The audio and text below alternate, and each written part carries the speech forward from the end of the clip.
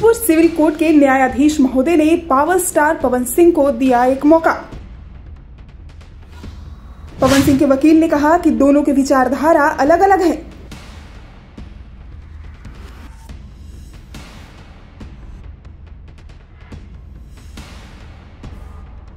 विचारधारा अलग होने के कारण पवन सिंह ने तलाक का मुकदमा दायर किया है।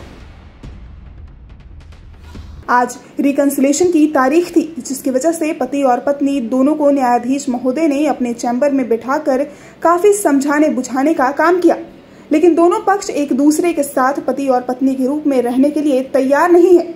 चैम्बर में ज्योति सिंह ने स्पष्ट शब्दों में कहा कि मैं इनके साथ पत्नी के रूप में नहीं रहूंगी, क्योंकि मेरी भी वही हालत हो जाएगी जो पूर्व में इनकी पत्नी के साथ हुआ।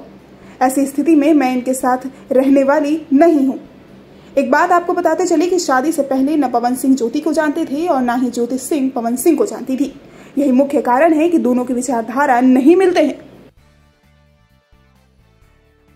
इस खबर को अगर YouTube पर देख रहे हैं तो चैनल को सब्सक्राइब कर घंटी को दबाइए। Facebook पर देख रहे हैं तो पेज को फॉलो, लाइक और वीडियो को शेयर कीजिए। और भोजपुर जिले के तमाम खबरों को सबसे पहले अपने फोन पर पाने के लिए प्ले स्टोर से भोजपुर न्यूज ऐप को इंस्टॉल कीजिए।